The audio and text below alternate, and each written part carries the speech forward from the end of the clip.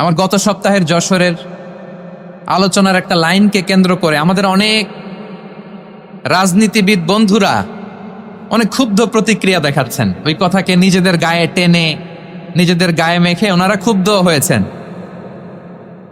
প্রিয় ভাইয়েরা, আমি বলেছিলাম যে একদল খেয়ে গিয়েছে আর একদল খাওয়ার জন্য রেডি হয়ে আছে। তো এখানে কি আমি কোনো দলের নাম বলেছি? বাংলাদেশে 48টা প্রায় নিবন্ধিত রাজনৈতিক দল, কোনো দলের নাম আমি বলিনি। কথাটাকে আমি জেনারেল রেখেছি। দায়ীদের বৈশিষ্ট্যই এটা, দায়ীরা জেনারেলি কথা বলে, যার যেই মেসেজ নেয়ার তারা সেখান থেকে নিয়ে নেয়।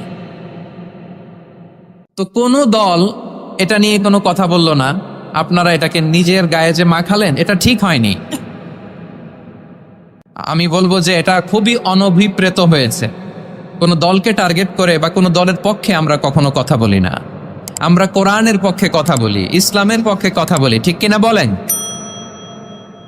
সো একটা জেনারেল কথাকে যদি আমার রাজনীতিবিদ বন্ধুরা নিজেদের গায়ে মাখেন, ক্ষুব্ধ প্রতিক্রিয়া জানান, এতে করে সাধারণ জনগণের কাছে একটা নেগেটিভ মেসেজ যাবে ওনাদের ব্যাপারে। এটা হোক আমরা চাই না। তো আমার প্রিয় রাজনীতিবিদ বন্ধুদের আমি বলবো, কথাটা ছিল ভেরি জেনারেল, এটা নিজেদের গায়ে মাখানোর কোনো দরকার নাই। আমরা এই যে এক্সিস্টিং যে রাজনৈতিক চর্চা, এটা থেকে আমরা বেরিয়ে আসতে চাই। আমরা চাই না এদেশে চাঁদাবাজি, দখলবাজি থাক, ঠিক কিনা বলেন? এদেশে কোনো দুর্নীতি থাক, টেন্ডারবাজি থাক, এগুলো আমরা চাই। আই হেট পলিটিক্স একটা জেনারেশন আছে, এই বেশিরভাগ জেন জি অফ সিলেট, এরা আই হেট পলিটিক্স জেনারেশন। এরা পলিটিক্সকে পছন্দ করে না। তো কেন করে না, এর দায়ভার আমাদের আছে না নাই? আছে।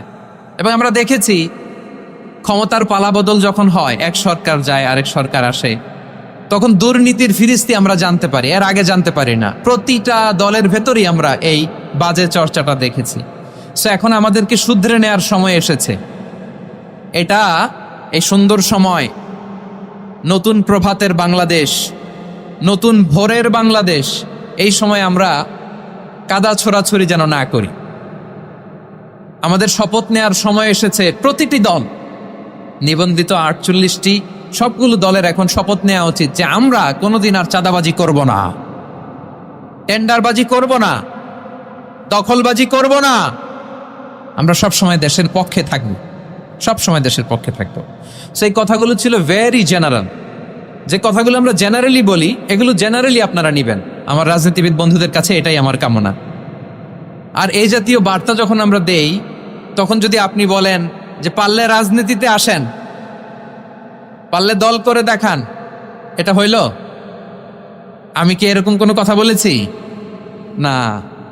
আমি একজন মুফাসসিরে কোরআন, আমি একজন আলেম, এর বাইরেও আমার সবচেয়ে বড় পরিচয় আম আ সিটিজেন অফ বাংলাদেশ।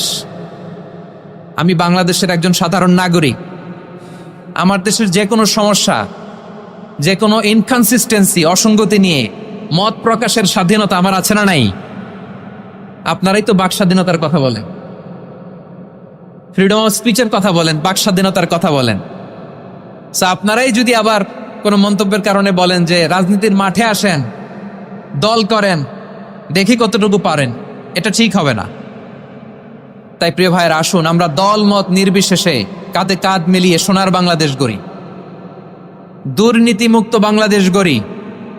যে বাংলাদেশের জন্য রক্ত দিয়েছে আবু সাঈদ,